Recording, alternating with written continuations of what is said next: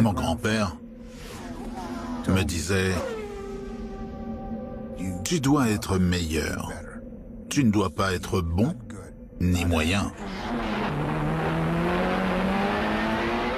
mais meilleur que le meilleur. C'était très clair. L'important, ça n'était pas de vouloir réussir ou pas. Tu vas réussir.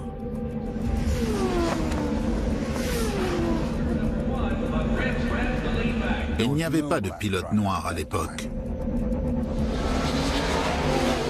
On recevait des menaces de mort. Si ce nègre prend part à cette course, il n'en sortira peut-être pas vivant. Il m'appelait l'arrogant, le nègre arrogant, et j'adorais ça.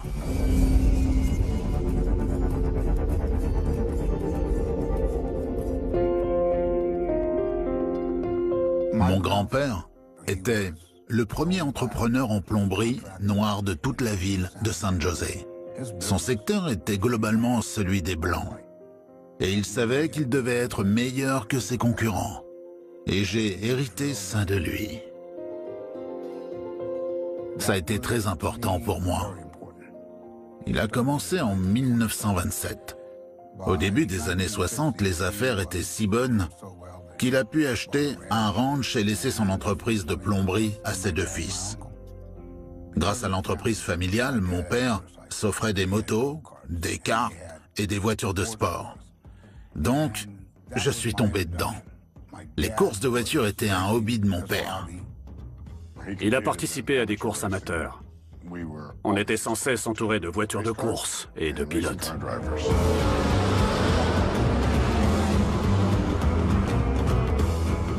Quand il avait 5 ou 6 ans, il a rencontré Dan Gurney et il s'est mis à le suivre partout sur la piste, comme un fou. Si un pilote de course devait devenir président des États-Unis, ce serait sûrement Dan Gurney. Dan Gurney était un garçon adorable.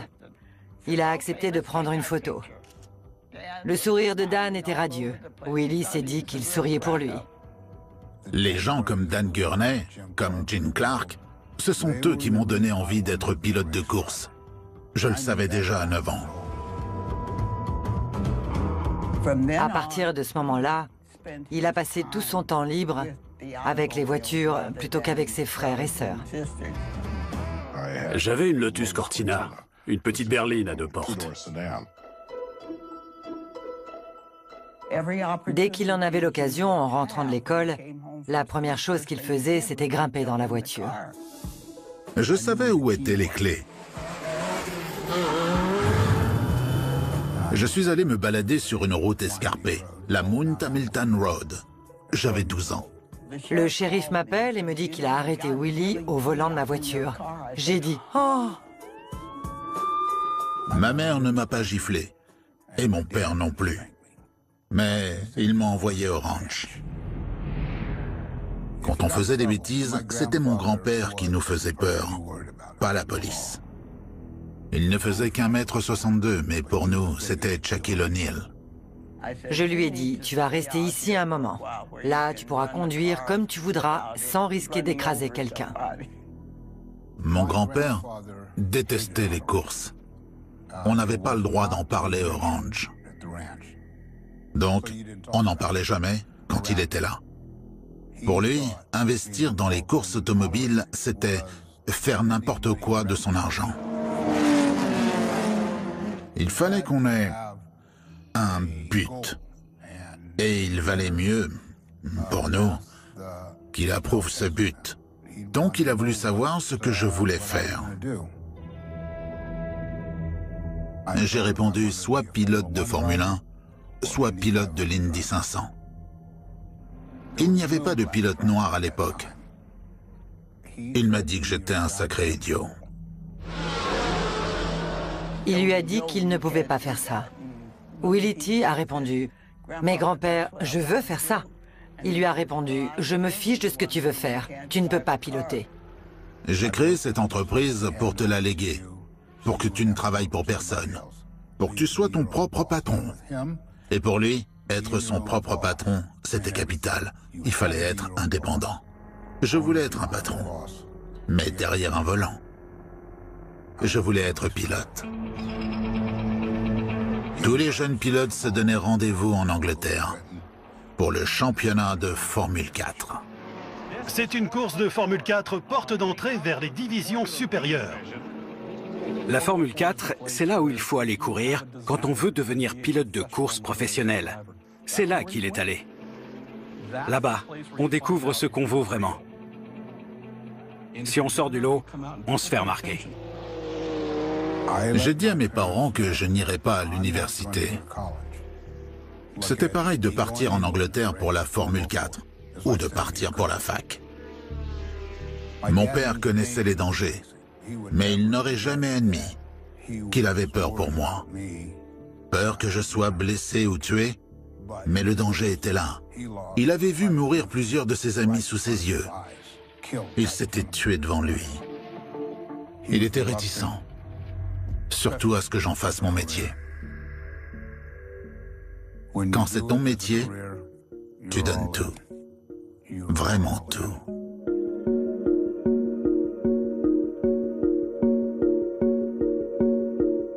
Grâce à Autosport Magazine, je savais qu'en Angleterre, il y avait une équipe qui avait particulièrement la cote, l'écurie Scorpion Racing, l'équipe de Mike Estick. J'ai roulé jusqu'à chez lui, frappé à sa porte. Il a cru que je voulais être garçon de ferme. J'ai dit non, je suis là pour conduire l'une de vos voitures de course. Si vous aviez de l'argent, le vôtre ou celui des sponsors, il vous mettait au volant. Je l'ai payé avec l'argent de mes études. On s'est serré la main. 2 semaines plus tard, je conduisais l'un de ces bolides à Mallory Park. Si vous voulez être un pilote de l'Indy ou un pilote de Formule 1, tout commence là-bas. Les modèles les plus vieux, comme celui qu'on m'avait donné à conduire, coûtent 220 € par course. J'ai fini 3e à ma première course et il m'a dit « Ok, je vais te donner quelque chose de plus récent. » Il fonce vers le drapeau vert. J'ai gagné ma 2e course, donc j'ai appelé la maison depuis l'Angleterre pour dire que j'avais gagné. Il y a eu un silence. « Tu plaisantes ?» J'ai dit « Non, j'ai gagné. » Je courais contre Nigel Mansell et Michael Rowe. Ces mecs étaient coriaces. Mansell est devenu champion du monde de Formule 1. À ma 4e course ou ma 5e course, le patron de la Formule 1 était là, Bernie Ecclestone. Bernie Ecclestone a pris la main sur la Formule 1 et en a fait le second sport mondial après le football. Un vrai succès commercial. Des milliards et des milliards. Quel magnifique départ! Le véritable impact de Bernie Ecclestone sur la Formule 1 est impossible à évaluer. Si un pilote s'illustrait un peu dans une division inférieure, il passait en CP3 ou GP2 pour se faire connaître avant de passer en Formule 1. C'était pour ça que j'étais là. Je voulais qu'on me remarque pour pouvoir devenir pilote de Formule 1 ou de l'Indy 500. Il y avait 11 courses, j'en ai gagné 6. J'avais tellement de points d'avance que j'étais imbattable.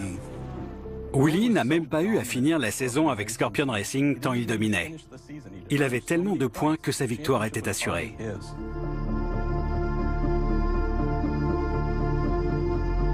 Après avoir gagné le championnat de Formule 4, je n'avais plus d'argent. Quand on veut être reconnu, il faut avoir les finances. On ne peut pas juste dire « j'ai envie d'être pilote de Formule 1 » et se mettre au volant. Quand on quitte la Formule 4 pour la Formule 3, les coûts commencent à augmenter. Le soutien familial ne suffit plus après la Formule 4. Ce qu'il faut, c'est des sponsors. Quand on veut être pilote, c'est cher. Ça coûte beaucoup d'argent. Beaucoup d'autres pilotes étaient sponsorisés par leur propre pays. Mais pas moi. Donc, je n'ai pas pu passer en Formule 3. Et j'ai dû rentrer chez moi.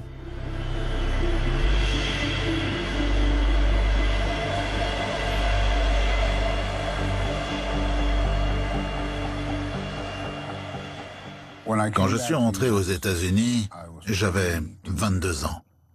Là-bas, après la Formule 4, on passait en Formule Atlantique. Et j'ai reçu un appel de l'association du Grand Prix de Long Beach. Un sponsor m'a permis de participer à ma première course aux États-Unis. La voiture que j'avais ne me permettait pas de gagner. Mais l'objectif était de me faire la main sur une course américaine. Avant chaque course, il y avait une réunion. La tension était palpable. En Angleterre, ma couleur de peau n'était pas un problème. Il était seulement question de faire la course.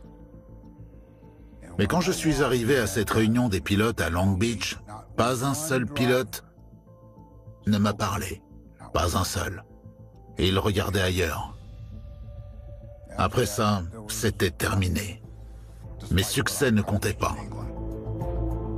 Il est revenu en sachant qu'il avait accompli quelque chose dont très peu d'Américains pouvaient se vanter.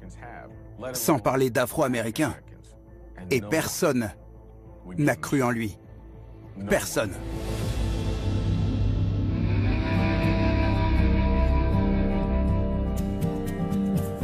Je suis arrivé sur le circuit en 1975. Ce qui m'intéressait, c'était le spectacle. On a fait des trucs de dingue, comme le Robosaurus, qui a mangé 6 voitures. On a eu des funambules, et on a eu Geoff Bodine ici. Il est venu de New York. J'ai toujours dit que Earnhardt était le général Lee et Geoff Bodine était Grant. Les billets partaient bien parce qu'il y avait un petit côté guerre de sécession. J'ai reçu un coup de fil d'un promoteur de Charlotte en Caroline du Nord. 30% de la population est noire, il faut bien faire quelque chose pour eux. Il avait une voiture pour moi. Je ne savais pas du tout que c'était le Don King blanc. Humpy Wheeler avait bien compris que ce serait génial pour le circuit. Il voulait attirer l'attention, et j'étais l'homme qu'il lui fallait. J'étais sûr de moi, mais il nous fallait le bon pilote noir. Ses stats étaient sacrément bonnes vu l'équipement qu'il avait. J'avais déjà mis des gars dans des voitures juste pour voir le résultat. Il leur fallait 2 jours pour réussir à prendre le premier virage.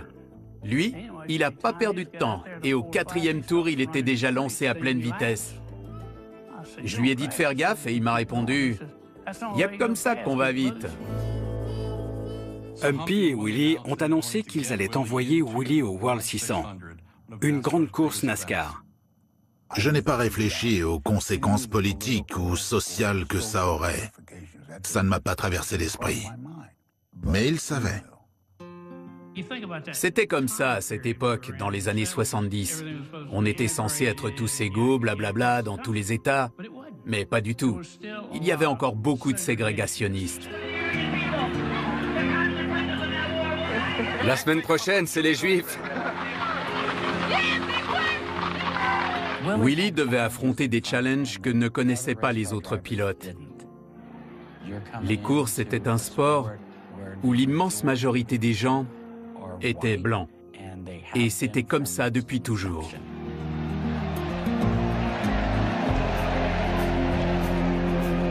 Sur le circuit, 75% du public agitait encore des drapeaux confédérés.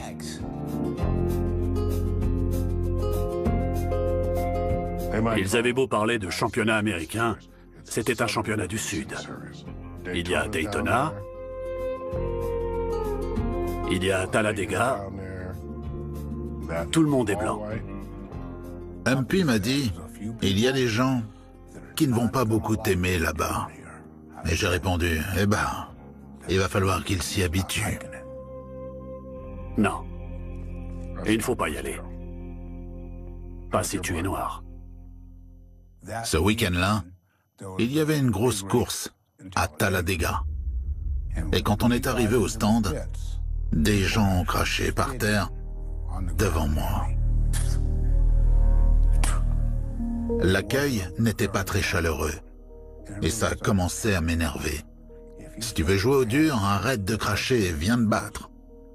Le fait d'emmener un type du Nord, californien et noir, de le lâcher dans le sud profond, en espérant qu'il se rappelle que selon Jim Crow, il n'est pas censé être fier d'être un homme libre, et croire que ça va bien se passer? Je ne sais pas qui a pensé que ça pouvait marcher. Je me suis dit, d'accord. Vous voulez une bonne raison de me détester? Je vais vous en donner une. Tous les pilotes étaient là, les chefs d'équipe, des propriétaires et des journalistes. Une main se lève, une main afro-américaine. À Talladega, Alabama. Et Willie dit, on peut passer dans l'herbe? Sur la voie de garage, quand les pilotes quittaient leur stand, ils se gênaient les uns les autres. Vous êtes intervenu à la réunion des pilotes pour demander, devant vos concurrents internationaux, si vous pouviez passer dans l'herbe. Vous regrettez cette question? Non, c'était sans doute l'une des questions les plus intelligentes jamais posées en réunion de pilotes grand national. Le chef de piste était un membre et son visage s'est crispé de rage. Ça, c'était une sacrée erreur. On a reçu des menaces de mort par téléphone. Si ce nègre participe à cette course, il n'en sortira peut-être pas vivant. Il y a eu cette menace et aussi beaucoup d'autres. Si vous laissez ce vous savez quoi courir cette course, je viendrai vous tuer. Mon grand-père croyait au bien et au mal. Et on ne tend pas l'autre joue quand on a raison.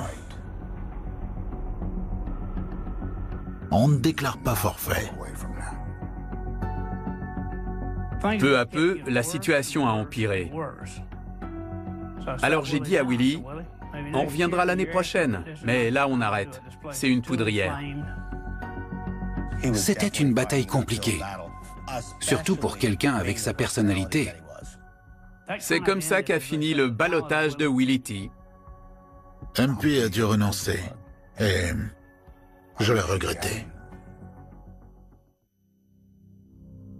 En Angleterre, en 1977, j'avais croisé Mohamed Ali. Et il m'avait en quelque sorte pris sous son aile. Il m'a dit, tu vas affronter des situations compliquées pour une seule raison. Tu ne fais pas du basket, tu ne fais pas du baseball, tu es dans un sport de blanc.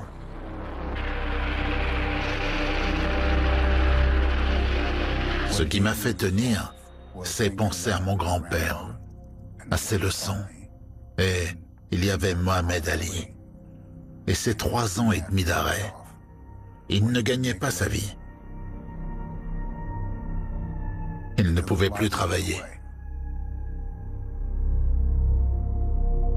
J'ai pensé à ces 2 hommes. Et je me suis dit, Willie, ne lâche pas le mental.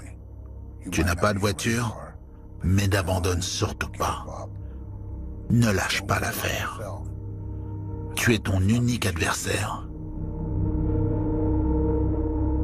Personne ne se précipitait pour me proposer une voiture.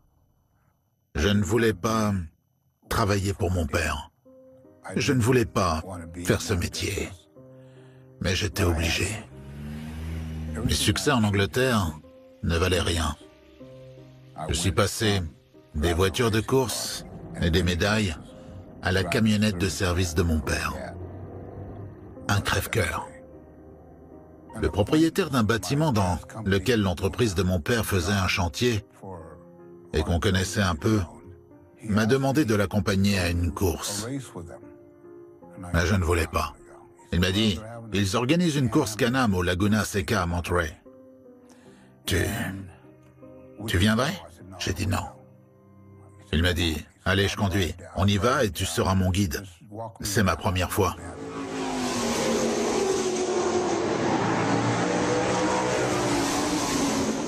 Donc j'y suis allé et en arrivant au stand, j'ai croisé Jim Truman. Je ne le connaissais pas, c'était un propriétaire de motel. Jim Truman est passé à la 4e place. Un très grand sportif. Il a consacré sa vie à l'IndyCar et à Bobby Rahal. Mais à l'occasion, Jim dépensait son argent pour aider ceux qui n'en avaient pas. Ma vision du succès, c'est d'aider un maximum de personnes à en avoir. Qu'est-ce que tu vas faire? J'ai dit, les courses, c'est fini. Il a dit, je sais, pourquoi? J'ai dit, j'ai pas de soutien. Ok, tu vas m'appeler la semaine prochaine, disons mardi. J'ai vraiment cru que c'était une blague. Et il m'a dit, appelle-moi. Qu'est-ce que tu veux comme voiture? Moi, je voulais continuer en Formule Atlantique. Trouve une équipe, et si elle te plaît, tu me dis combien ça me coûtera. La Formule Atlantique était sans doute le championnat le plus important en Amérique du Nord en 1982. C'étaient les circuits qui ressemblaient le plus à ce que les pilotes de ce niveau pouvaient trouver ailleurs, à l'international. Pour ma première en Formule Atlantique, je suis arrivé 6e. L'année d'après, j'étais premier. Ce jour-là, je courais contre Al Unser Jr., Michael Andretti, Jeff Brabham. Willie s'est qualifié avec 3 dixièmes de seconde d'avance sur tous les autres. Ça a surpris tout le monde. Le seul qui ne l'était pas, c'était Willie. Devant toute la Formule 1, de Bernie Eccleston, devant l'élite du sport, c'était sûr. J'allais être classé premier. Je savais parfaitement que j'étais aussi bon que n'importe qui là-bas.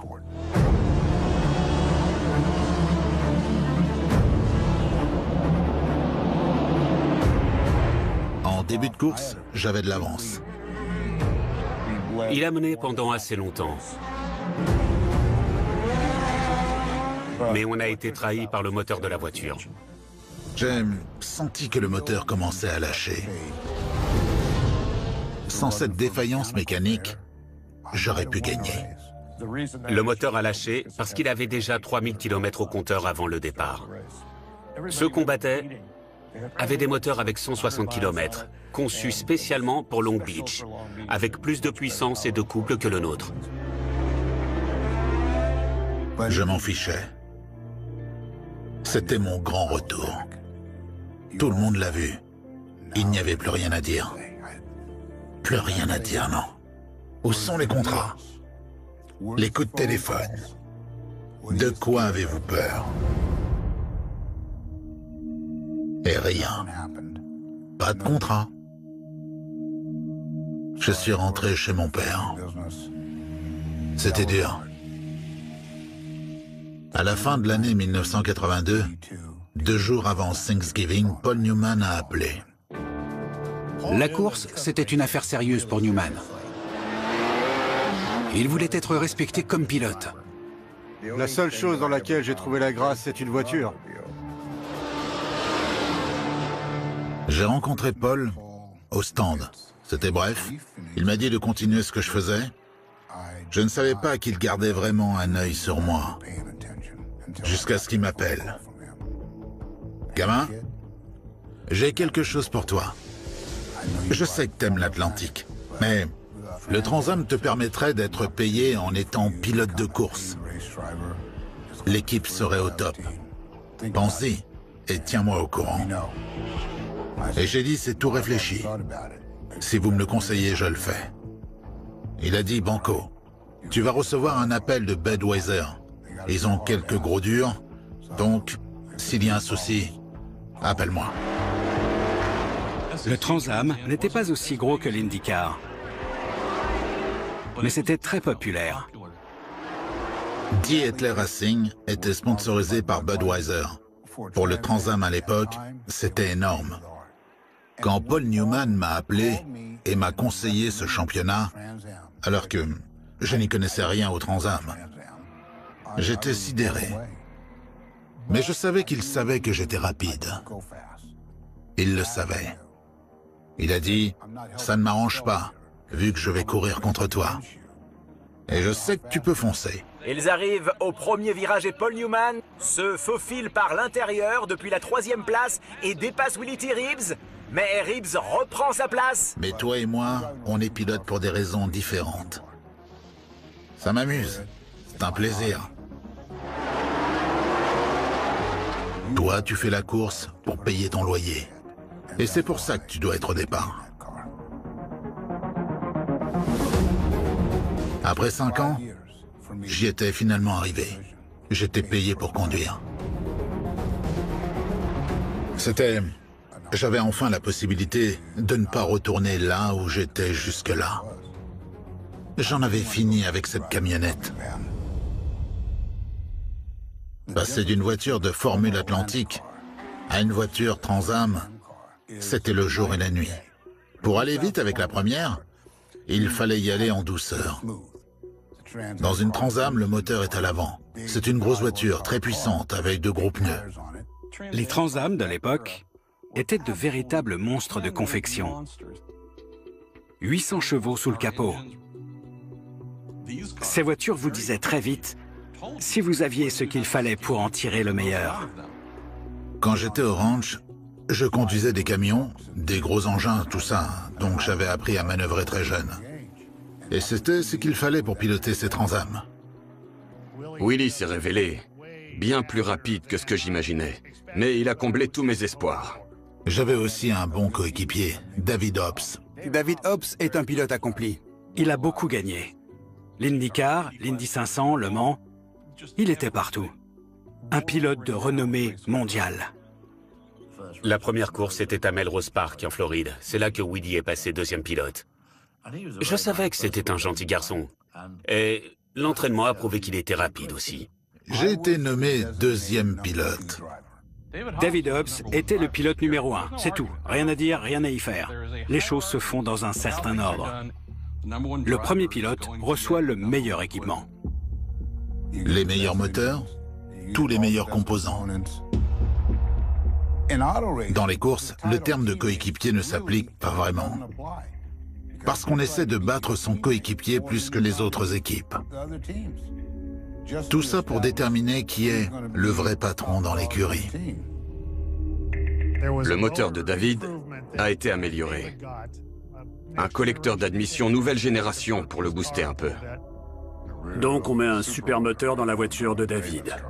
Et après, celui qui était très bon, mais pas aussi bon, on le donne à Willie. Donc si on regarde le chrono, le deuxième pilote aura toujours une demi-seconde de retard par rapport au numéro 1. Ça marche comme ça. Il n'avait pas la voiture de David. Que ça a été décidé ou pas. Les dés sont pipés, il faut être très déterminé. Je voyais les choses comme mon grand-père. Et je devais être meilleur. Et je n'allais pas laisser David Hobbs m'en empêcher. Il est resté premier pilote jusqu'à la dernière course. À la fin des qualifications, j'étais au premier rang. Et il était derrière. Ça ne lui a pas plu. Son fish and chips avait un goût amer. David et Willie étaient au coude à coude. Ils n'avaient peur de rien. Ils jouaient pour la première place, quel qu'en soit le prix.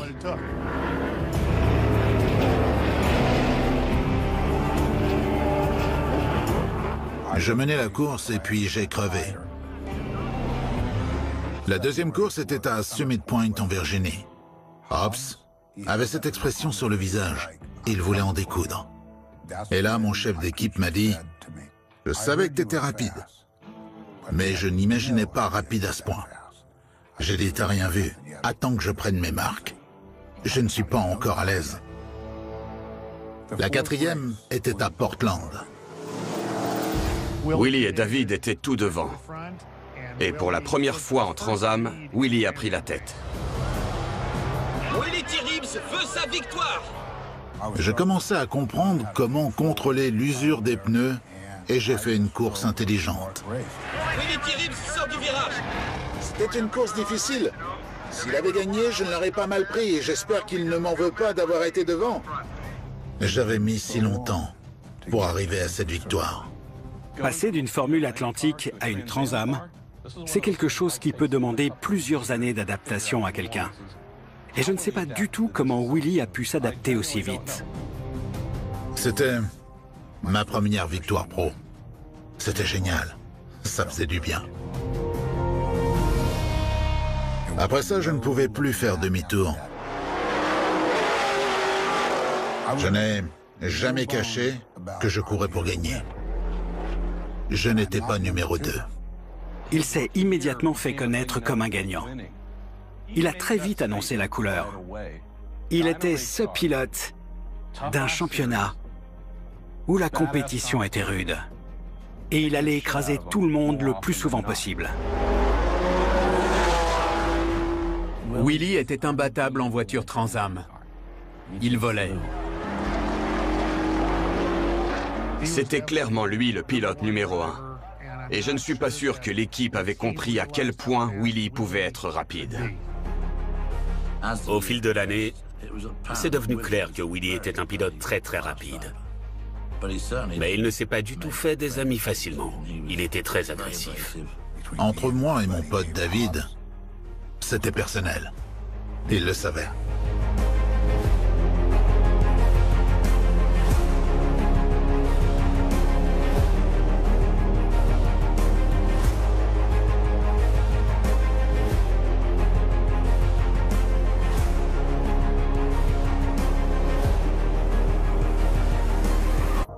Willie était un pilote clivant et il avait tendance à excéder les pilotes, comment dire, un peu plus délicats. Certains ne l'aimaient pas. Ils avaient du mal. Être bon n'excuse pas tout. Jimmy Clark était le meilleur, mais il ne le faisait pas savoir à chaque fois qu'il ouvrait la bouche. Je suis l'un des meilleurs pilotes automobiles, c'est tout. Noir, blanc, indien, hispanique, Ray Charles peut le voir. Il y a ceux qui adorent ces personnalités et ceux qui les détestent. Tenez, AJ Foyt, 4 fois champion de l'Indy. Il mettait des baffes plus facilement qu'il disait bonjour. Et personne ne le déteste.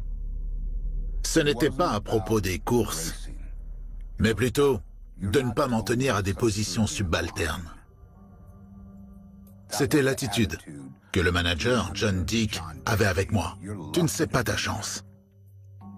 John Dick était un copain de Hobbs. Il semblait que John n'aimait pas beaucoup l'attitude arrogante de Willie. Et comme il était aussi rapide que David, je pense que ça a envenimé leur relation. Il voulait que Hobbs soit le numéro 1 incontesté. Et ça n'arrivait pas. Résultat, à la moitié de la saison de 83, le manager et moi, on ne se parlait plus du tout.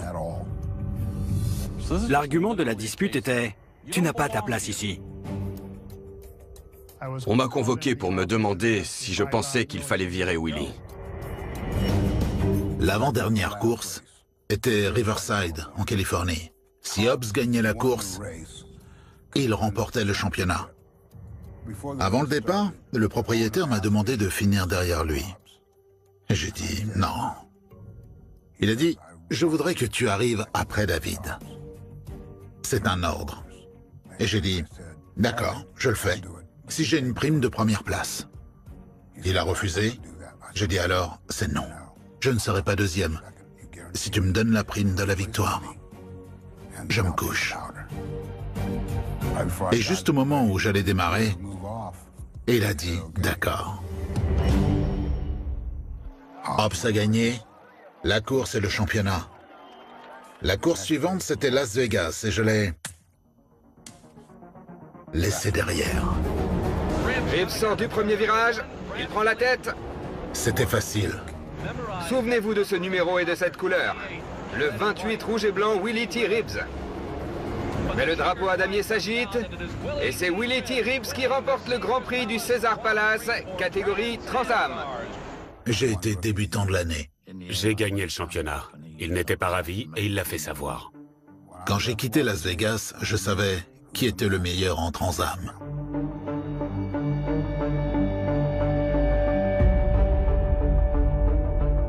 J'avais hâte d'être en 1984. Je ne pensais qu'au championnat. Cette fois, on abandonnait les Camaros et on passait aux Corvettes. C'était un tout autre châssis, une autre géométrie de suspension, et j'avais hâte de voir. Je suis revenu en tant que coéquipier de Hobbs, mais pas numéro 2. J'avais été clair. Road Atlanta était la première course. Il y avait un nouveau pilote en compétition, c'était Bob Labenberg. Et je savais qu'il était du genre soupolais. À l'échauffement, sur le circuit, il y a eu un souci. On était dans la pente à 300 km/h. On était côte à côte et il m'a fait quitter la piste.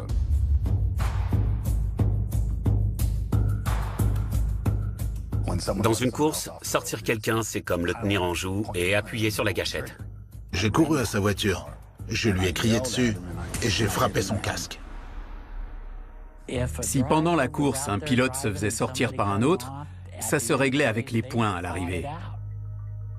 C'est une bagarre entre Cal Yarborough et Denny Allison. Par chez moi, tous les soirs, il y avait une bonne bagarre sur la piste à la fin de la course. Et même entre les courses. Ça faisait partie du jeu.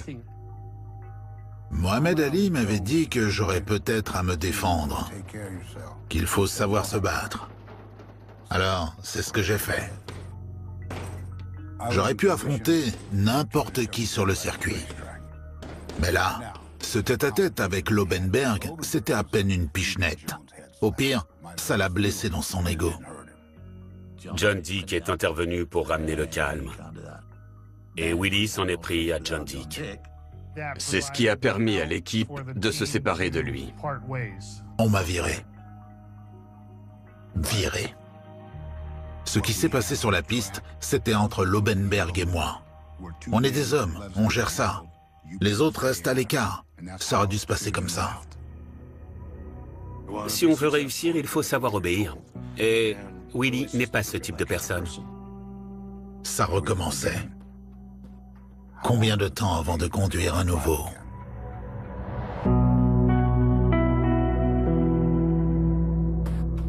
On m'appelle.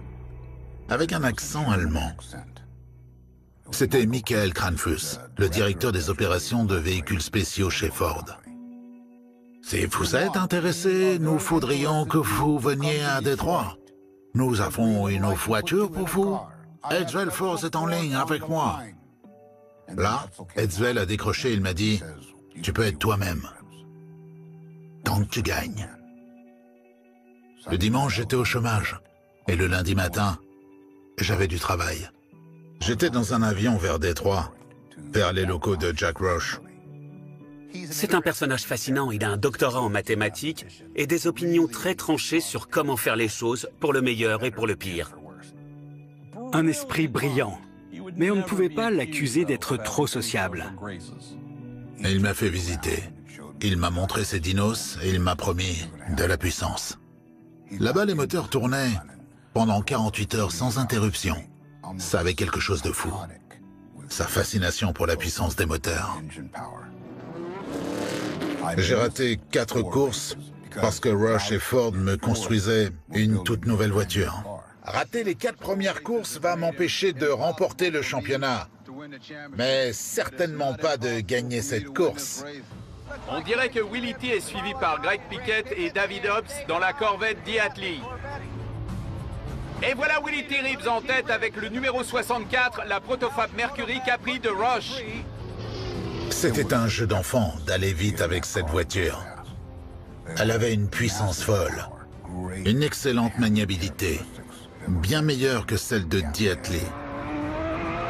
Et voilà le vainqueur du Texas Challenge Trans-Am.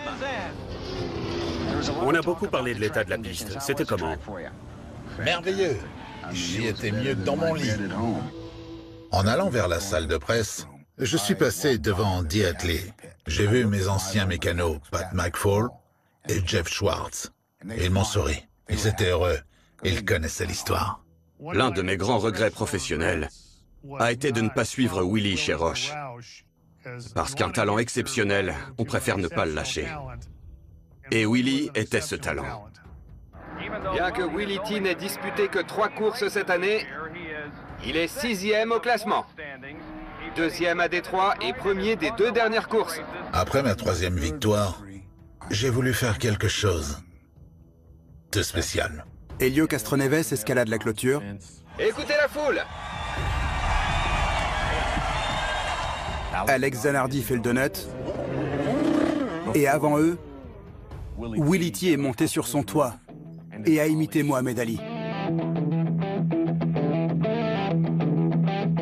J'adorais l'attitude de Willie T. J'ai adoré quand il est monté sur son capot après la victoire pour faire ses pas de danse. C'était Willie. Je faisais ça pour les fans. Et si ça vous ennuie que je fasse ça, Venez me battre. Et c'est encore Willie T. Ribbs qui est en tête. 10 000 personnes sur un talus, 10 000 en face et 15 000 dans les gradins qui sont venus voir si Willie T, la grande gueule, gagne encore. Les gens n'avaient pas vraiment l'habitude des pilotes qui se la jouaient et qui parlaient mal devant les caméras. Ils ne connaissaient pas ça. Willie disait, la pub, c'est la pub. Il n'y a pas de mauvaise pub. À l'époque de tout ça, pour la plupart des pilotes, c'était presque impossible de ne pas voir les choses sous l'angle racial. Un blanc ne faisait jamais ça. Et pour qui il se prend, cet enfoiré de noir? Les gens parlaient dans notre dos. On les entendait. Qu'est-ce qu'ils foutent là, ces gens-là? Ils ont rien à faire ici. Il s'affiche. Il est arrogant. À quoi vous vous attendiez? À un citoyen de seconde classe par rapport à vous? Vous n'avez aucun droit sur moi. C'est pour ça qu'il m'appelait l'arrogant. Le nègre arrogant. Et j'adorais ça. C'est lui qu'ils affrontaient. J'ai travaillé pour une équipe qui ne courait même pas contre Willie. Et j'ai dû écouter un type avec qui je bossais utiliser le mot en haine comme si c'était un prénom. Pour la vieille garde, les vieux mécanos, c'était mon nom. Pas Willie T, mais le nègre. Sur les murs des toilettes, c'était partout. Willie T, le nègre Ribbs. Ça me faisait rire. Très bien. Je vais vous donner d'autres raisons de l'écrire dès la fin de la course. Vous êtes en colère? Vous allez pouvoir le rester.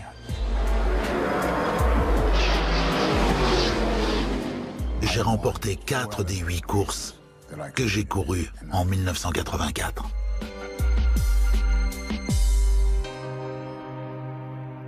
La dernière était à Las Vegas. Après la course, un type s'approche de moi et me dit que Don King veut me rencontrer. Don King était considéré comme l'un des plus grands escrocs du sport, mais il était tout puissant. Quand Don King appelle, on répond, parce que c'est un homme qui pourrait faire de vous une vraie star. Willie T, assieds-toi! Il est allé droit au but. Tu es le Mohamed Ali des courses automobiles. Tu vas être une superstar. Mon but ultime, c'était l'IndyCar. Et Don King pouvait m'aider à y arriver. Son avocat, qui s'appelait Charles Lomax, m'a envoyé un contrat le plus bizarre que j'ai jamais vu. Les options n'étaient qu'en sa faveur. Les pourcentages étaient fous. Il avait un compte de dépenses illimité. Il nous a fallu plus de 6 semaines, rien que pour rendre le contrat raisonnable. On rayait des pages entières, on y retourne. L'avocat de Don King regarde le mien et il dit « De nègre ».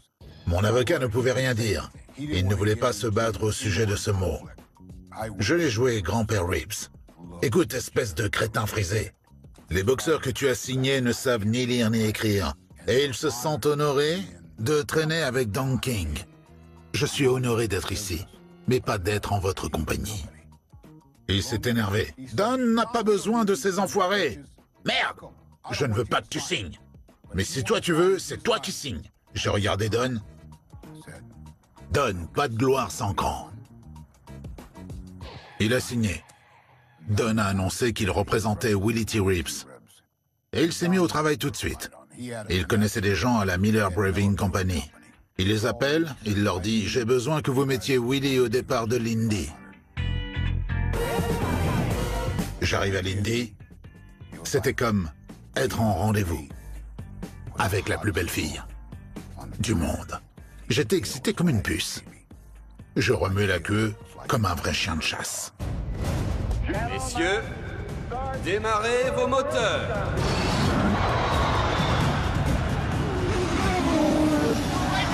Oh, ils sont au coude à coude. Regardez ça!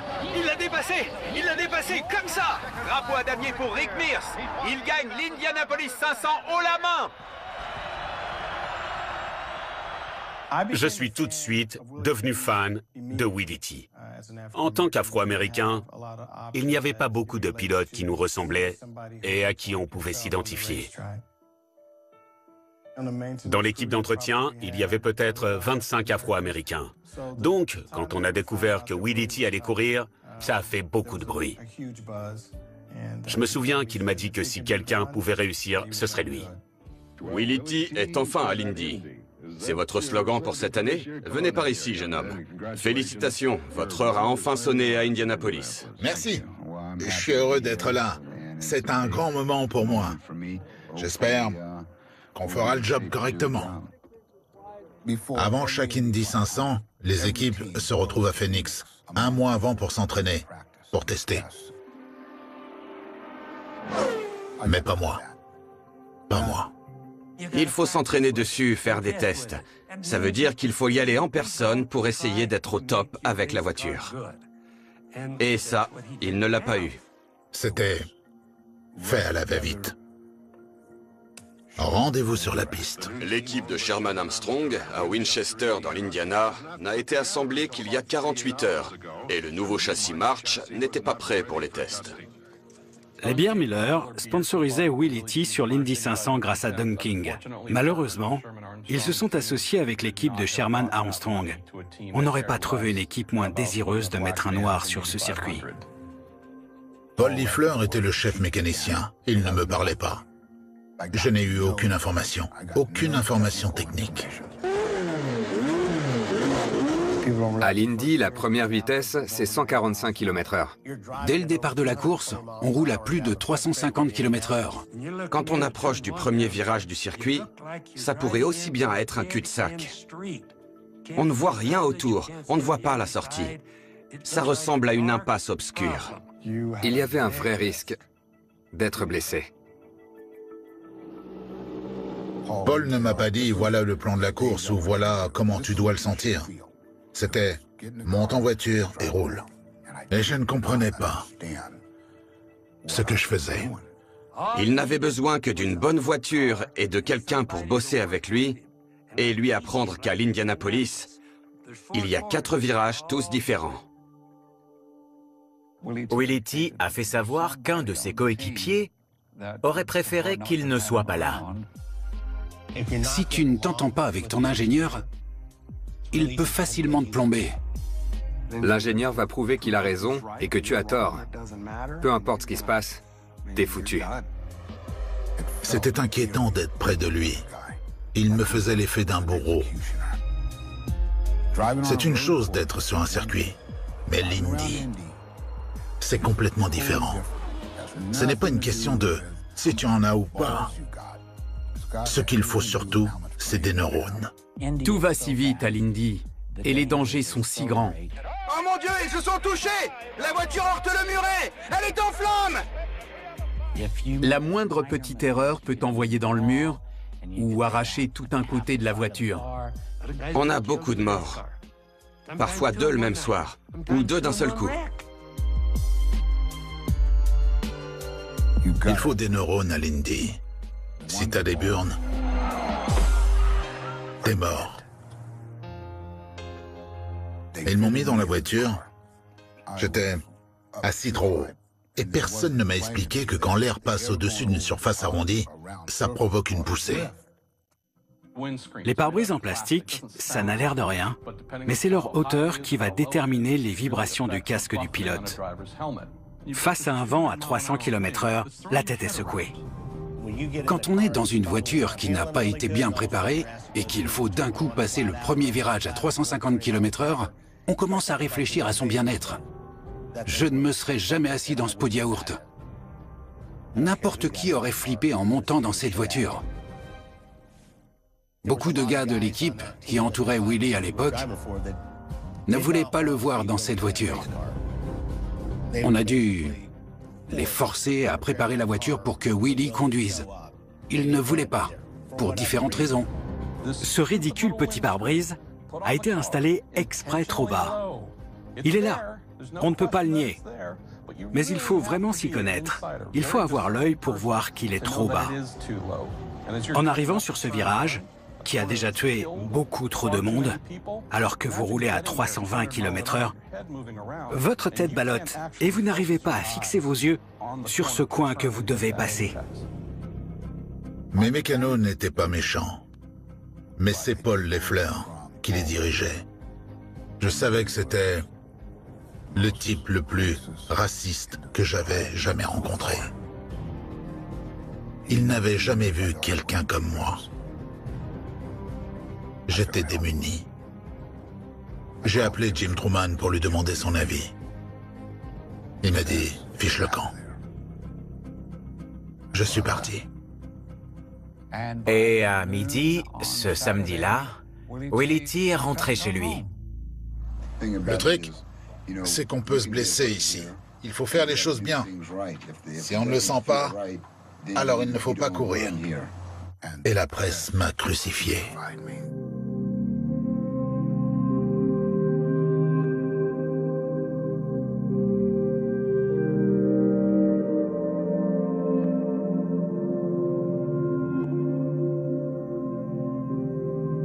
Les pilotes savaient que Willie T n'était pas un trouillard.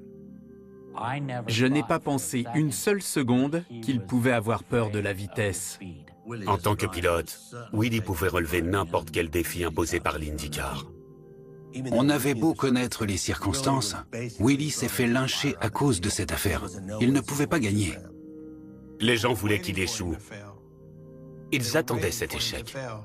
Ce qu'ils voulaient, c'était confirmer leurs sentiments, qu'il n'était pas à sa place. C'était moi qu'on a mis au menu de l'Indy 500 en 1985. C'était la première fois de sa carrière qu'on se moquait de Willie. Il a été très critiqué à cause de cet abandon. Mais il n'allait pas en mourir. Cette première tentative à l'Indy 500, se terminant de façon assez triste, voire même embarrassante, il est retourné là où il se sentait à l'aise, la Trans Am. L'équipe m'a demandé avec qui je voulais rouler. J'avais le choix entre rester avec Piquet ou commencer avec Wally. J'ai dit Wally. Je l'aimais bien. Ses courses étaient propres. Et il était rapide. Sur les premières courses de la saison, on a remis tout le monde à sa place.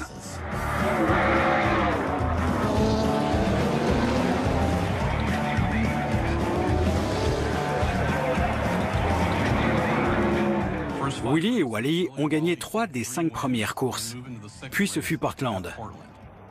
En arrivant là-bas, Willie était premier au classement, Wally deuxième. La bataille était rude entre Willie et moi, et je savais qu'il profiterait de la moindre erreur. Wally l'a battu à Portland. Willie était deuxième, et je crois que ça l'a un peu réveillé. C'est là que les choses ont changé entre Willie et moi. Il a dû se dire qu'il fallait me prendre au sérieux. Je crois qu'on ne s'est pas adressé la parole le reste de la saison. À la moitié de la saison 85, on était vraiment en compétition l'un avec l'autre. On s'affrontait même à l'entraînement. Un matin en particulier, on est sorti de l'hôtel en même temps pour aller sur le circuit. On avait des voitures de location. Je sais que le film Jour de tonnerre s'est inspiré de nous. On s'est regardé et c'était parti. On a défoncé ces voitures de location. On roulait sur le terre-plein, on roulait sur l'herbe, on se tamponnait. On s'est littéralement retrouvés à contresens. J'ai croisé une voiture par la droite. Si on s'était fait prendre à faire ça sur la route de l'hôtel au circuit de course, on aurait fini nos vies en prison. 16 km plus loin, on s'arrête, les freins fumaient. On est sortis de nos voitures en même temps et c'était genre... Après plusieurs années de course contre Willie, c'était la meilleure qu'on ait jamais faite.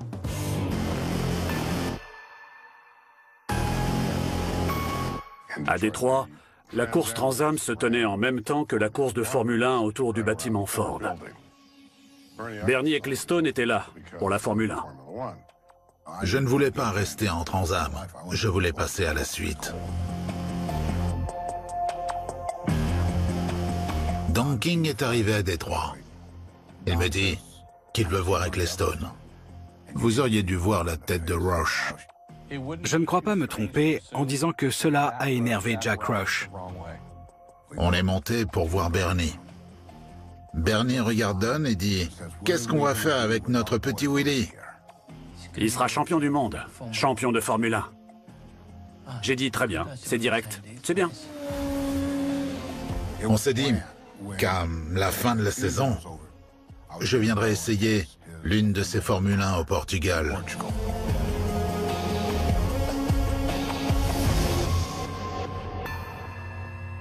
Jack Roche était connu pour être très possessif. Ses pilotes lui appartenaient. Si quelqu'un comme lui venait à apprendre que Willy T avait envie d'aller voir ailleurs, ça risquait de finir de façon désagréable. La voiture de Wally a été améliorée. Je ne savais pas pourquoi j'avais du mal à sortir des virages. Avant la course, une vitesse avait été enclenchée sur ma voiture. Quand je descendais en seconde dans les virages, la voiture partait dans tous les sens. On ne savait pas pourquoi, mais c'était le cas.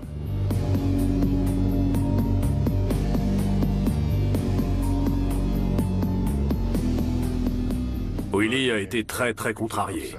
Sa voiture qui filait tout droit se mettait à se décaler.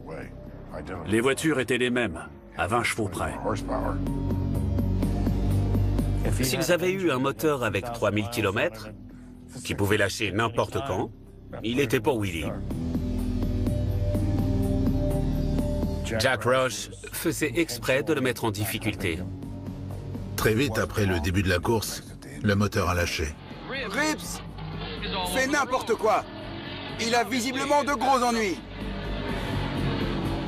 À partir du moment où Jack Roche a vu que Don King était là, c'était fini. Il savait que j'avais d'autres projets après la saison. Nos relations se sont envenimées. Willy avait des ennemis. Et il y a beaucoup de cutéreux qui bossent sur les voitures et qui avaient du mal avec sa couleur de peau et sans doute son comportement. Mais je ne me souviens pas que quelqu'un ait dit « on va saboter Willy ce week-end ». Tout ce qui m'importait, c'était que Willy T. Ribbs était un sacré bon pilote que je devais battre. Quand un pilote se plante d'un seul coup, on se pose des questions. C'est le matériel ? Parce que c'est rarement le pilote. Willy, c'était plutôt « donnez-moi une voiture et je vous la place en tête ».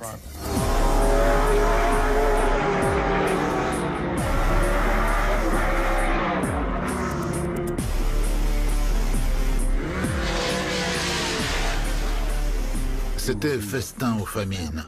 Soit je gagne,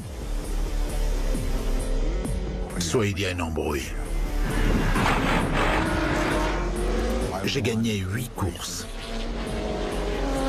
J'ai mené sur 51% des tours.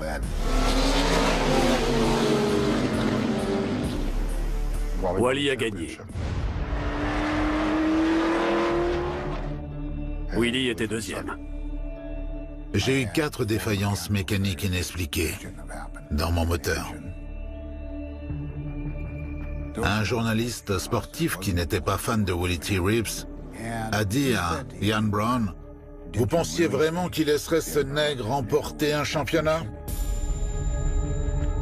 De son point de vue, il avait sans doute l'impression que le monde était contre lui. Je savais que je me préparais à quitter Roche à la fin de la saison.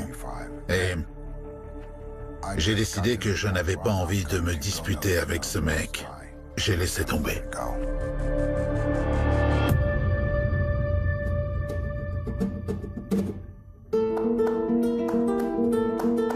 En décembre 85, je suis parti au Portugal.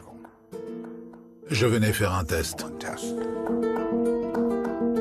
Le premier noir au volant d'une Formule 1. Plus léger qu'une Indy et presque 2 fois plus puissante.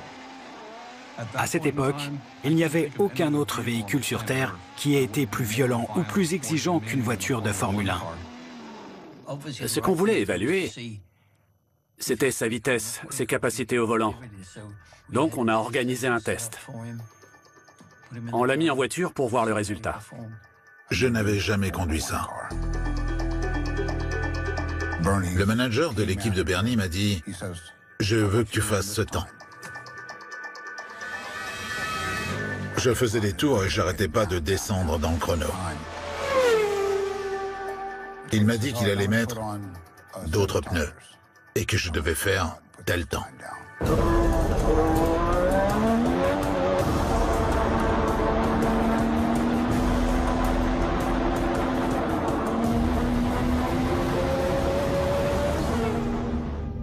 J'ai fait 1 seconde de moins que le temps qu'il m'avait demandé. J'arrive. Il me dit « Beau travail. Tu peux sortir. » On avait ce qu'on voulait. Et j'ai découvert plus tard qu'il avait parié avec Bernie que je ne serais pas en dessous du temps qu'il m'avait dit de faire. On a été surpris, et plutôt heureusement surpris. Je me suis dit que ça pouvait marcher avec lui. Ça allait le faire. Peu après mon retour du Portugal, on m'appelle. Tu ne seras pas dans l'équipe. J'aurais adoré voir un champion du monde noir dans notre équipe. À mon avis, ça aurait été assez fantastique. Le sponsor était Olivetti, des Italiens. Et ils voulaient des pilotes italiens. Et c'est reparti.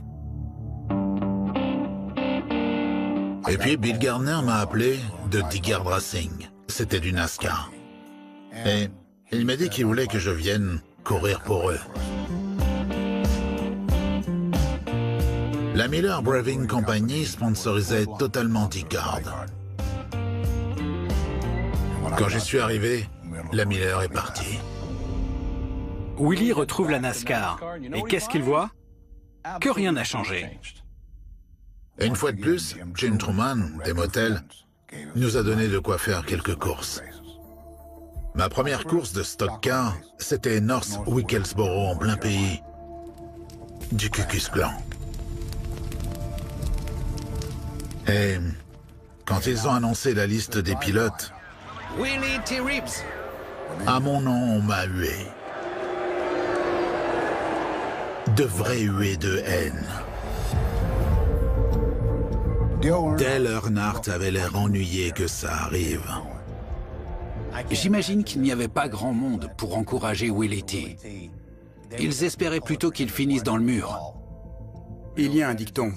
Le feu de la guerre est éteint, mais les braises brûlent toujours. Bienvenue à moi. Willie T. Ribbs gagne encore une course, sans surprise. Avant la course, j'ai appris que Jim était malade, qu'il se battait contre un cancer. Bobby Rahal a gagné l'Indy 500. Jim Truman était très faible, il tenait à peine debout. Mais il est venu à la course. C'était pas facile. Mais il devait gagner la course pour moi et il l'a fait. Il est mort peu de temps après. Ça a été dur. C'était l'homme qui m'avait fait sortir de l'ombre. Il m'a sorti de l'ombre.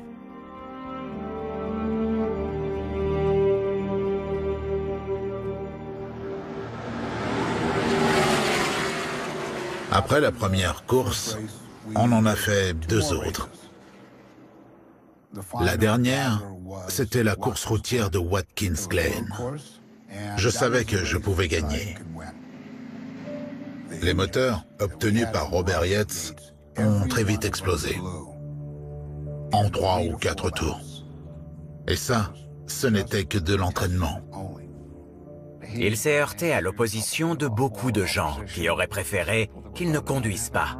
Il savait parfaitement qu'à Watkins Glen, Willie T. Ribbs allait être une menace et que Willie T. Ribbs allait sans doute gagner. Tout le monde le savait. Bill Gardner savait que si je gagnais, c'était l'occasion rêvée pour attirer un gros sponsor. Dans ma carrière, Je n'ai jamais entendu parler d'une équipe qui a explosé autant de moteurs et eu autant de soucis majeurs, sans que le fabricant ne déboule en personne sur la piste pour voir ce qui n'allait pas. Surtout après le deuxième échec. Pourquoi personne n'est venu? Juste après ça, le motoriste, Yates, s'est offert une équipe. C'était quoi le marché? Bill Gardner a fait faillite. En 2 jours. En 2 jours, il fait faillite. On n'avait plus de moteur. Ça a sonné la fin de ma carrière en NASCAR.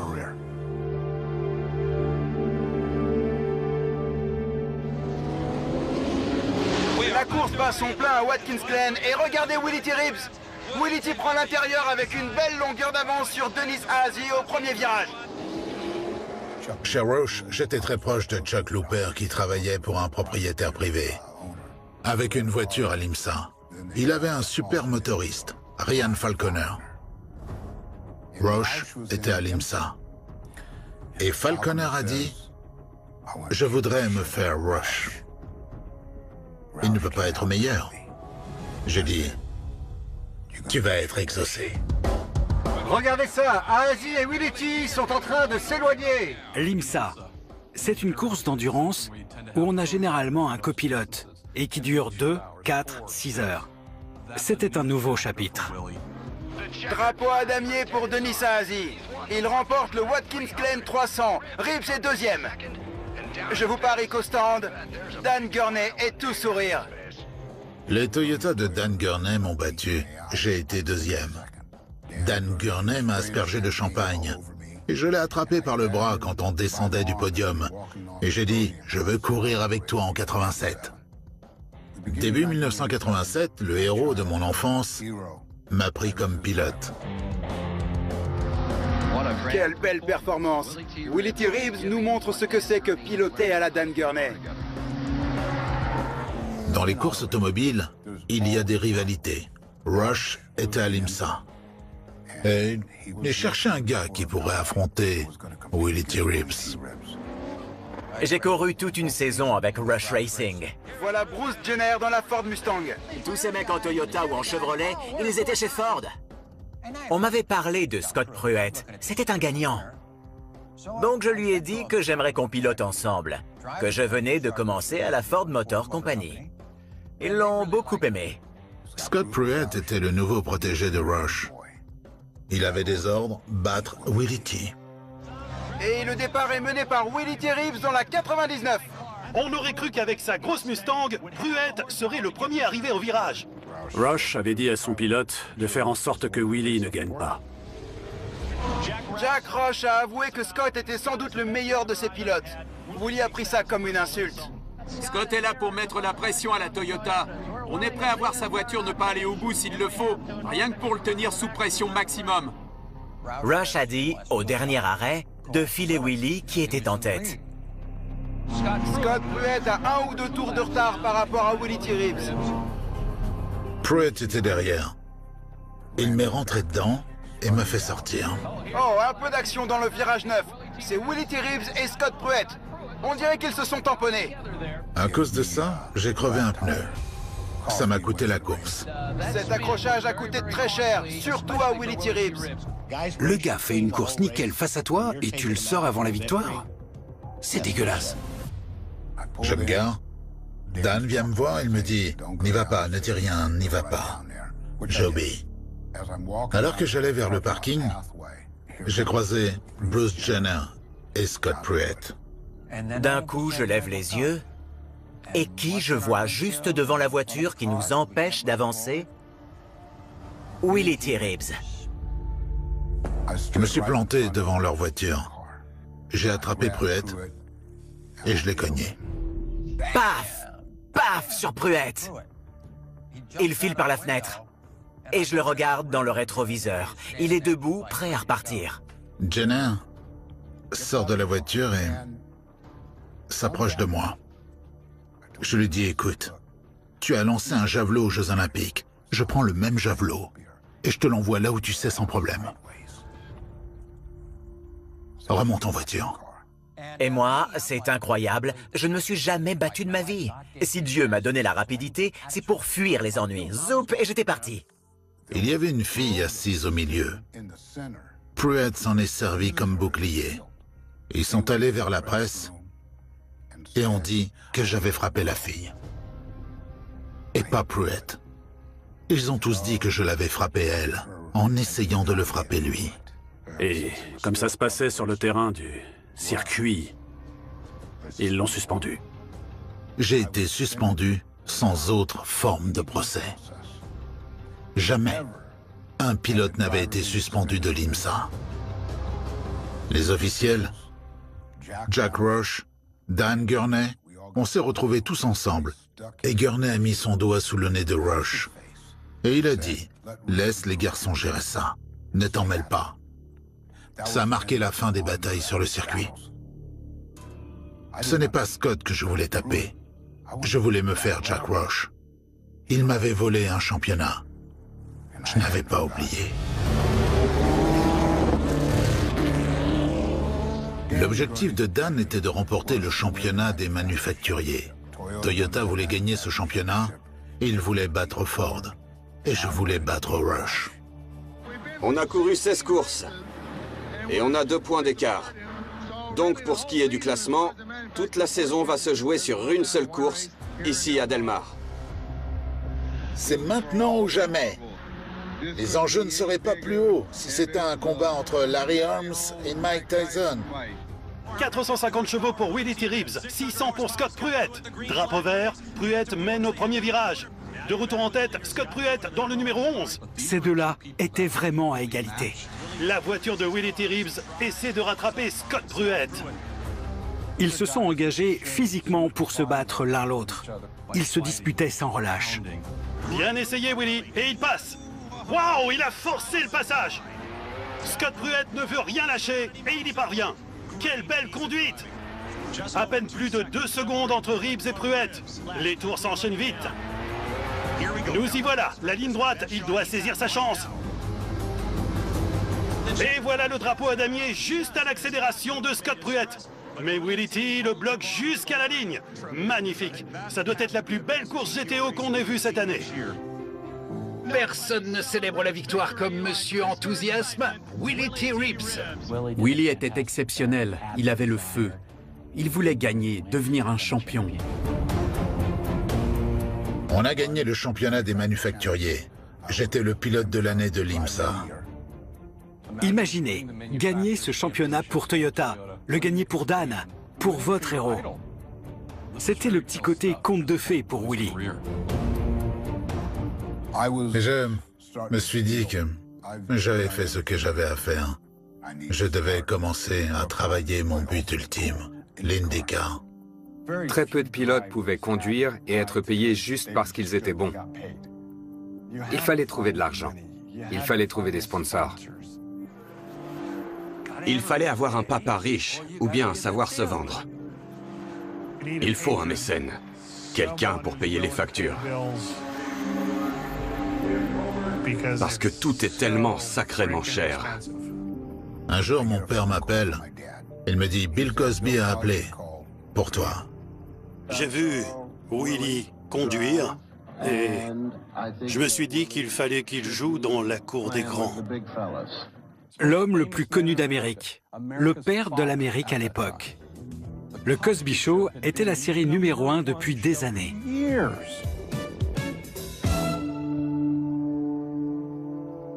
Tout ça se passait 20 ans avant qu'on ne soit au courant des crimes que Cosby avait commis.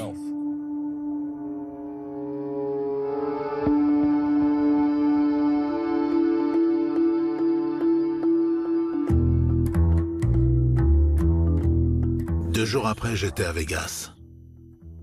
Il m'a ouvert, il s'est allumé un cigare et il s'est assis sur le canapé. Tu veux faire quoi? J'ai dit, je veux conduire à l'Indy et faire le championnat. Il m'a dit, combien ça va me coûter au bas mot? J'ai dit 500 000 $. Cosby a proposé d'aider au lancement de ce projet. Et il pensait que grâce à son nom et à sa célébrité, il réussirait à attirer des sponsors pour combler le manque. C'est un bon pilote et on devrait lui donner sa chance. Il le mérite. Et je suis très étonné que ça ne soit pas le cas. Pas encore. Cosby était porte-parole de Coca-Cola. Ça, c'est Coca-Cola. Cosby va chez eux, en personne. Il rencontre des gens. Les courses ne les intéressaient pas. Blablabla. Bla, bla. La vérité, c'est qu'il ne voulait pas sponsoriser Willie T. Les 960 km de la Coca-Cola 600. Il a vu Coca-Cola, il a vu Cello, il a vu Kodak. Ça a pris des années. On n'a eu aucun soutien. Rien du tout. Willie a bossé dur toute sa carrière. Il a bossé pour trouver de l'argent, bossé pour rencontrer des gens, pour rassembler du matériel, pour attirer des gens. Les entreprises américaines m'ont tourné le dos. Il y avait un type, Derek Walker. Il avait dirigé l'équipe officielle de Porsche. Ce contrat était fini. Blanc ou noir, il cherchait simplement à travailler avec le meilleur pilote de l'époque. J'étais sans doute fou d'imaginer que je pouvais monter une équipe juste comme ça, mais je l'ai fait. On m'a dit que Willie T avait de l'argent et qu'il voulait courir l'Indy 500. Je l'ai croisé et on en a discuté. J'ai appelé Bill Cosby. Je lui ai dit, Derek Walker est disponible. Il sait comment monter une équipe gagnante. Il nous le faut. Bingo, on avait un programme. Il nous manquait l'argent, mais c'était un début. C'est tout ce qu'il fallait. Derek a tout de suite constitué une équipe pour l'Indy 500 de 1991. Une voiture pour l'Indy, ça coûte des millions. Bill Cosby était prêt à avancer plus de 1 million de francs. Il ne pouvait pas viser plus bas. Ce n'est pas un secret que pour être compétitif dans les courses IndyCar, il faut énormément d'argent. Par exemple, le tarif actuel pour un châssis de 91 est de 305 000 $. Les moteurs s'approchent de 100 000 $. Le set de pneus coûte 900 $ et pour l'Indianapolis, il en faut 27. En 1991, une nouvelle équipe comme Walker Racing récupérait le matériel d'occasion des autres équipes. Des moteurs qui n'étaient pas forcément neufs. Elles étaient déjà désavantagées avant d'entrer sur le circuit. Pour les petites équipes, comme Walker Racing, ne manger qu'un demi-hot dog à midi, c'était économisé. On avait à peine assez d'argent en arrivant ici, et on va être sous pression tout le mois. Il va falloir de l'argent, du travail, et beaucoup de pièces de rechange.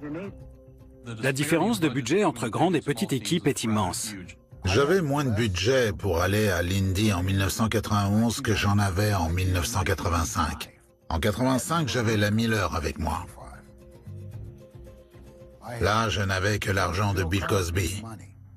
Pour cette course, avec les 350 000 $, Derek a trouvé une Lola 1990 d'occasion. Elle était en sale état. Il a fallu qu'on la reconstruise, qu'on y mette un moteur, entre autres. C'était notre seule option. On avait peu de moyens. Alors, on n'avait pas trop le choix. Derek Walker et son agent marketing voulaient changer la peinture. Et ils voulaient des couleurs claires et chartreuses pour qu'on la voie à 30 bornes. Pourquoi? Je ne sais pas. Avec ces couleurs, quand il faisait beau, il fallait des lunettes de soleil pour la regarder. Les voitures de course, c'est rouge Ferrari. Elles ont un côté un peu gros macho. Celle-là n'avait pas du tout l'air macho. Lui trouvait sa voiture laide, mais les gens en tribune l'adoraient parce que ses couleurs étaient très reconnaissables. Mais ça n'était pas la mieux équipée. En Indy, comme dans toutes les autres courses, il faut la bonne voiture. Et sans les bons sponsors ou la bonne voiture, on ne peut pas briller. Quand on a 2 fois moins d'argent que certaines autres équipes, on comprend très vite qu'on ne pourra pas être aussi rapide qu'elles, à moins d'avoir autant d'argent, de ressources et d'experts que tous les mecs que tu essayes de battre. Ça n'arrivera pas. Mais j'avais l'équipe. Je savais qu'on était assez fort. Tim Wardrop était notre ingénieur. La façon de communiquer de Leffler Et celle de Wardrop, c'était le jour et la nuit. Il avait gagné 3 fois l'Indy en tant qu'ingénieur. Son intelligence était hallucinante quand il se penchait sur une IndyCar. Avant qu'un pilote s'installe au volant et démarre, il y a l'ingénieur. Tim Wardrop s'assurait que la voiture avait la meilleure suspension possible, que la voiture était suffisamment repoussée au sol par l'air. Les ailes, à l'avant et à l'arrière, fonctionnent comme des ailes d'avion inversées. Et quand le vent les frappe, ça attire la voiture vers le sol. Tout ça, c'est l'ingénieur de course qui s'en occupe. Il voulait vraiment avoir mon avis sur la voiture que je conduisais. Et en même temps, il me disait ce que j'allais ressentir. Voilà ce à quoi il faut faire attention au volant. C'était inestimable. Willie s'est tout de suite entendu avec Tim Wardrop. Pour nous, une nouvelle équipe, c'était un vrai miracle. Parce qu'on n'avait pas une armée d'ingénieurs, on n'en avait qu'un. Et ça a marché avec Willie. Voilà Willie Ribbs. Willie espère devenir le premier pilote noir de l'histoire de la course. Quand on a su que Willie T revenait aux qualifications, tout le monde était ravi. Le buzz était revenu. Et notre homme aussi. Il y avait beaucoup de battage autour de la venue de Derek Walker de Walker Racing avec Willie Ribbs. L'investissement de Bill Cosby, c'était de la folie. Quelle est l'implication de Cosby? Il n'est pas là en personne, mais vous voulez en parler? Disons qu'on reçoit des produits Jell-O tous les jours. Willie rêvait de ce bon bolide, celui qu'on espère tous trouver. Mais ça n'était pas au programme. Mais il aimait assez ce sport pour se dire « Je vais prendre le risque de courir avec cette voiture, même si je sais qu'elle n'est pas à la hauteur. » Premier jour des contre-la-montre. Une course pour la première place et pour beaucoup, le deuxième jour le plus important de la saison. Les qualifications pour l'Indy courent sur le mois de mai. On reste un mois sur place. Il faut rouler tous les jours. Et chaque jour, il faut venir sur le circuit pour trouver sa vitesse. Il s'entraîne, il teste la vitesse et il se qualifie sur 4 jours. Tu te qualifies le premier jour, t'es devant. Ceux du deuxième jour sont derrière ceux du premier. Troisième jour, derrière les deuxièmes, et ainsi de suite. Le troisième week-end du mois, c'est fini. Les 33 meilleures voitures restent et toutes les autres rentrent. Dans les autres courses, on prend ton meilleur tour et ça leur donne la vitesse de qualification. À l'Indy, c'est 4 tours qu'il faut faire, soit 16 km. Et sur ces 16 km, ils comparent ta vitesse moyenne à la vitesse moyenne de tous les autres pilotes. Et c'est comme ça que tu te qualifies. C'est là qu'il faut en avoir dans le bide. 16 bornes. Tout peut arriver en 16 bornes. Tout.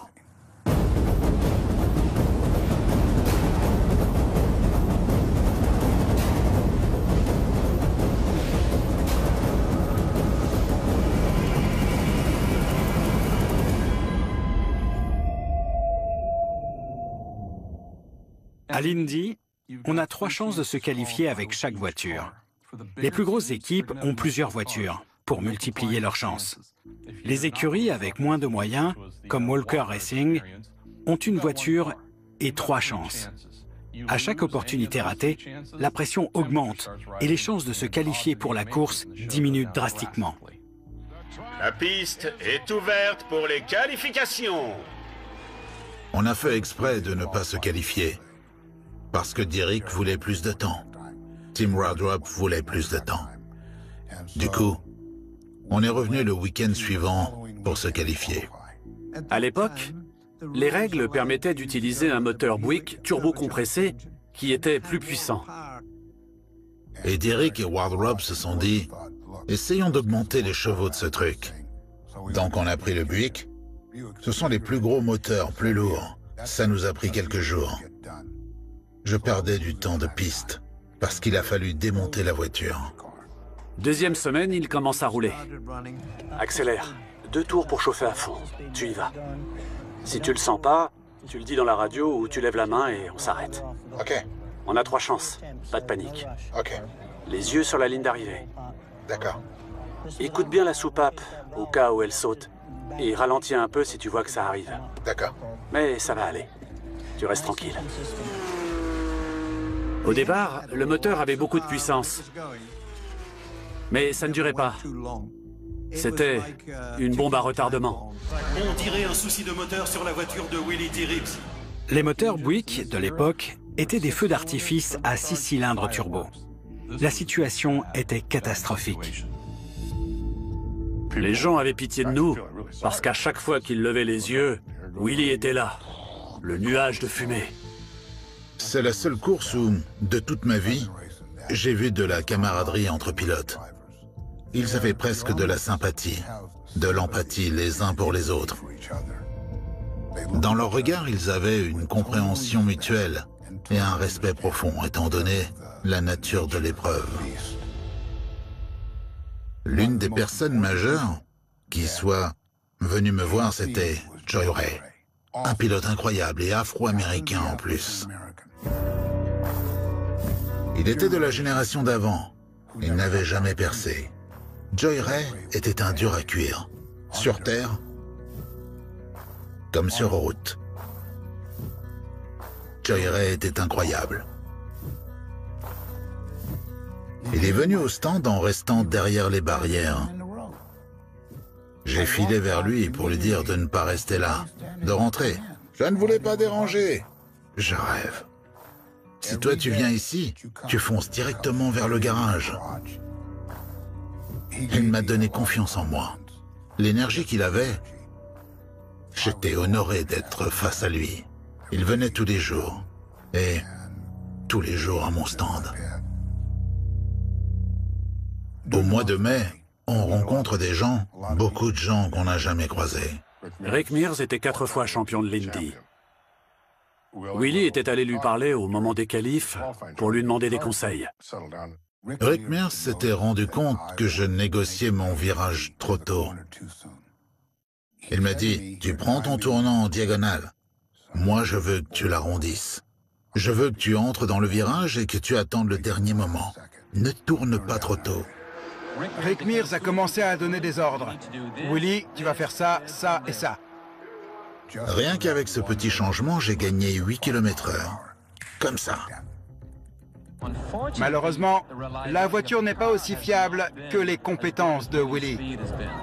Il faudrait qu'on sache si on a un vrai problème. Comme vous savez, on a des petits soucis d'embrayage en ce moment. On va régler ça. Quand on commence avec 350 000 €, l'argent est déjà dépensé avant la course. Pour une voiture d'occasion, un moteur d'occasion, tout est d'occasion. S'il y a un accident ou un problème de moteur, la pression devient vite intenable. Donc là, un premier moteur explose. Et puis un deuxième. Ce sont 3 moteurs qui vont exploser au total. Et là, plus de moteur.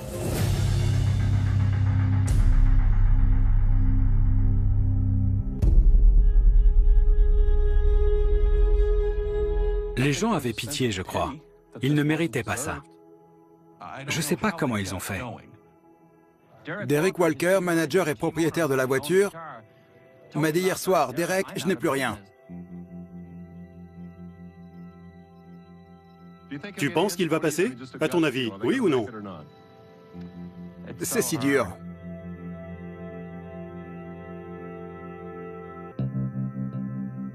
On n'avait plus d'argent, on n'avait plus rien. Et on ne savait plus quoi faire, on devait improviser. Et Buick essayait toujours d'aider les équipes qui roulaient avec leur moteur. L'écurie de Scott Brighton avait un Buick aussi. Leur moteur appartenait à Buick.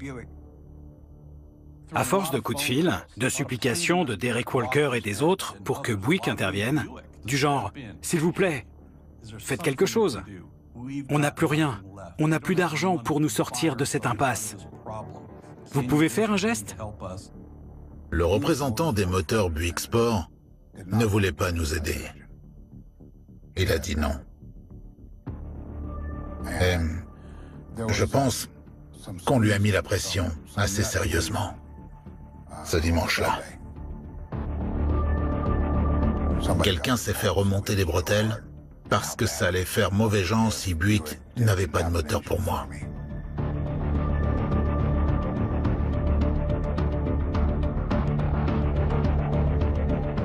On a eu le moteur.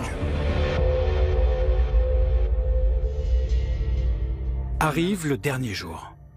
Le dernier jour pour ceux qui veulent entrer dans l'Indy 500. Il y avait plus de 33 voitures. Les 33 plus rapides seraient au départ et tous les autres chez eux. Fin de l'histoire. C'était une expérience éprouvante, parce qu'il y avait toujours plus de voitures que de places disponibles. On avait très peur de ne pas être assez rapide et de manquer notre chance. Le matin même, on a eu un souci avec le moteur.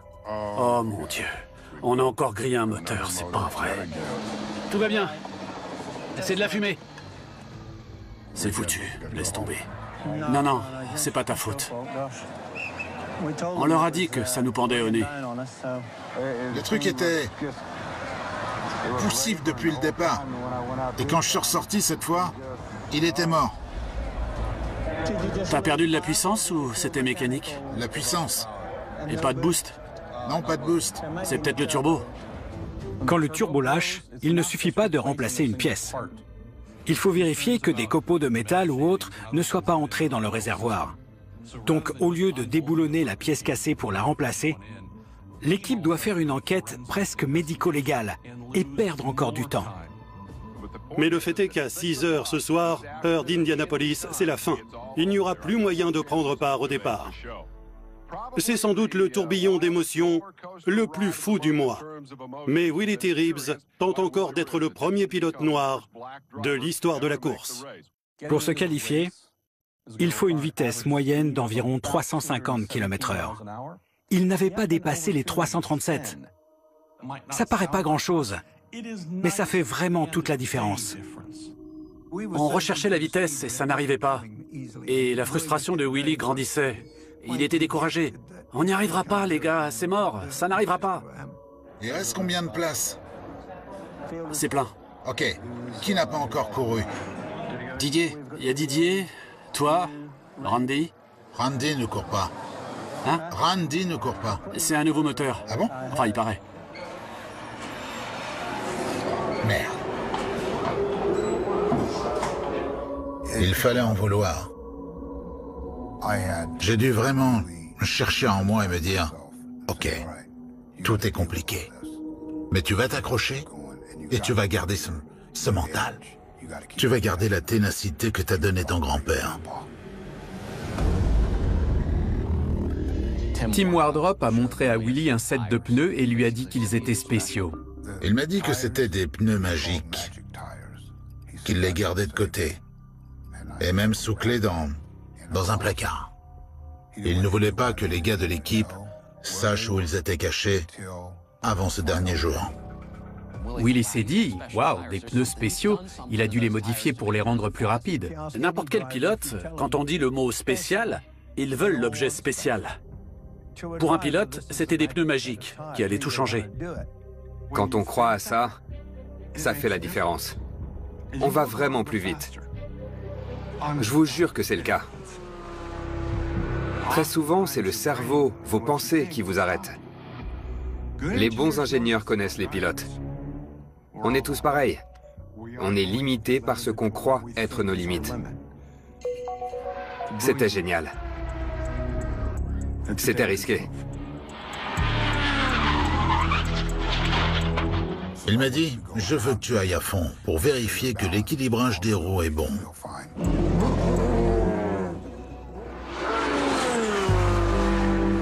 Elle tenait comme de la colle.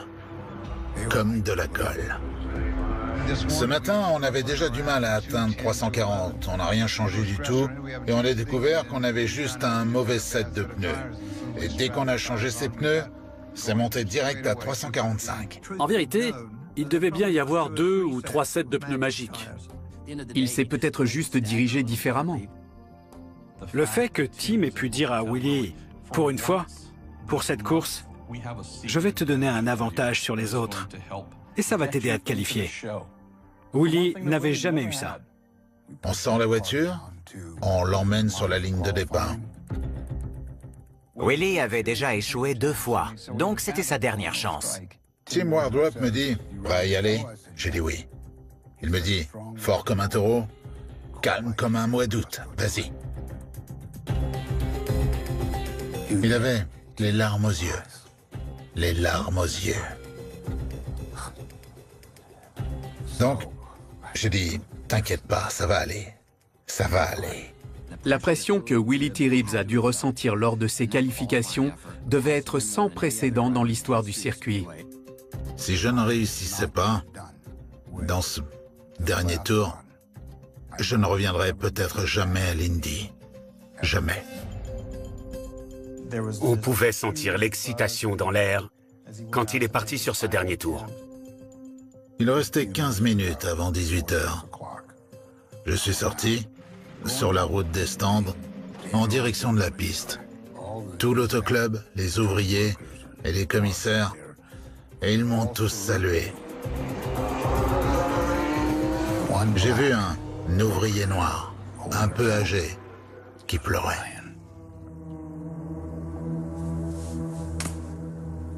Il pleurait devant moi. J'ai détourné les yeux, genre, si je le regarde, je vais pleurer. C'est sans aucun doute le but de sa vie qui est en jeu ici dans les 4 prochains tours.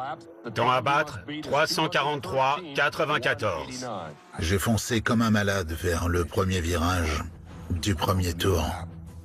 Et je l'ai décroché. Willie Ribbs est sur le front à Indianapolis. Il prend le drapeau vert dans sa tentative historique de devenir le premier pilote noir à conduire l'Indy 500. Vous avez vu le temps à battre, 343,94.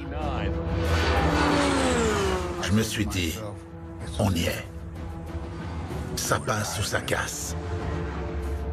Ça passe ou ça casse. Deuxième ligne à 352 km/h. Il faut qu'il accélère. Mais sa vitesse en virage dépend de sa vitesse en ligne droite. Troisième virage, 347, ça pourrait le faire. J'ai lancé la voiture à fond la caisse.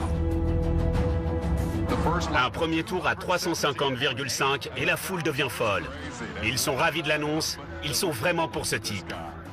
J'ai carrément posé mon pied gauche au-dessus du droit. Ça ne pouvait pas finir autrement. Mon Dieu, tout le public des gradins encourage Willie T. Ribbs. 349,2. Il n'a jamais été aussi rapide sur ce circuit. Et si jamais je dois me cracher, c'est comme ça qu'on retrouvera mes pieds, ok? 350,832. Ribbs s'envole. Le drapeau blanc tombe. Il est à 4 km d'entrée dans l'histoire. Ou bien je me qualifie, ou bien on me sortira du ciment. Il y est presque. Plus que 2 virages, le 3 et le 4. Willie T. Ribbs a l'air de s'être qualifié. C'est bon pour Ribbs. Plus rien ne peut lui arriver. Il peut prendre sa place dans l'histoire de l'Indy 500. Drapeau à damier. Ribbs l'a fait. J'ai levé les yeux. Il y avait tous ces gens.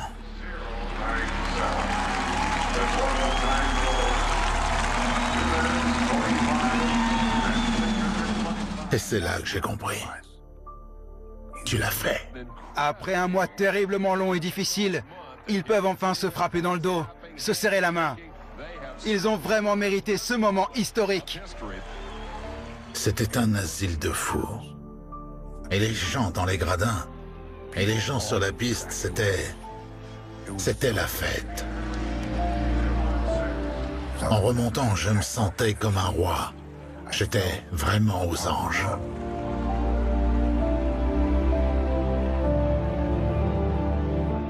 Les gars qui se qualifient en dernier sont des pilotes vraiment, vraiment exceptionnels.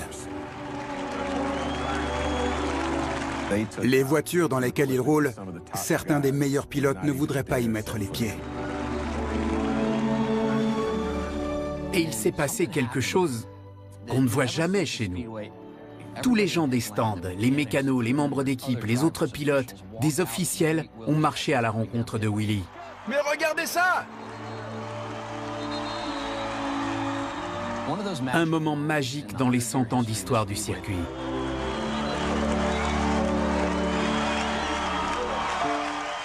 Et je descends. Je vois tous ces gens les bras en l'air. Et les mécaniciens des autres équipes qui me saluaient. Et tous ces bras. Ceux des autres équipes. Et je savais qu'ils étaient heureux. Et ils prenaient part à la fête. Ils faisaient partie de cet instant parce qu'il était historique.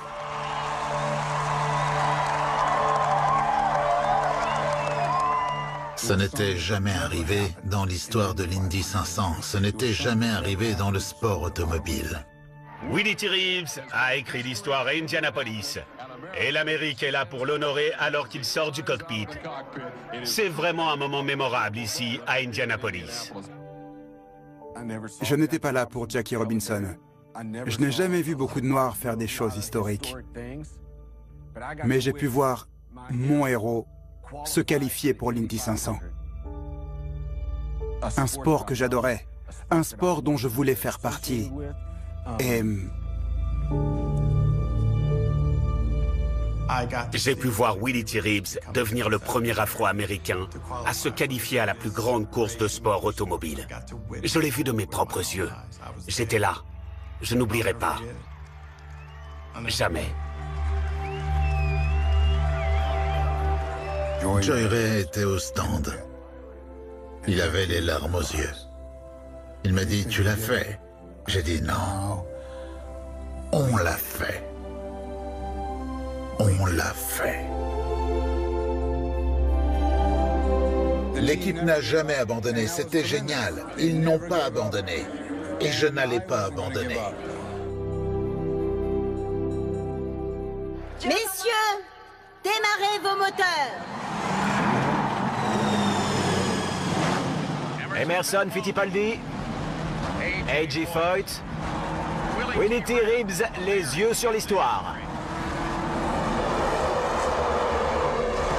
Et la 75e Indy 500 est lancée. Il y a un accident au 4e virage. Un accident en sortie de virage. Et Willie T. Reeves sort vers les stands. En 91, je suis sorti sur une panne mécanique. Je suis retourné en 93 pour finir les 800 km. Ces 800 bornes, c'était tout pour moi. Je voulais montrer aux courses que ma couleur de peau ne changeait rien. J'ai gagné. J'ai gagné. Je n'ai pas gagné la 500, mais j'ai gagné. Malgré tous les dangers et les obstacles qui me barraient la route.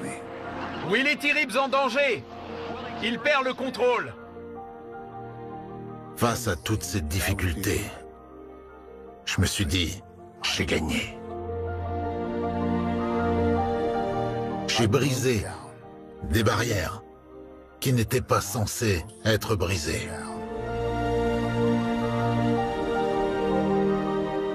Toutes les épreuves, les difficultés.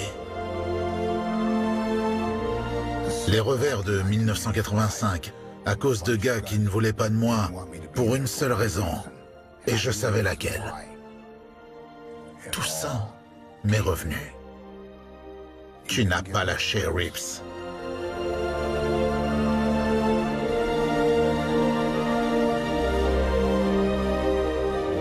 Ça valait le coup.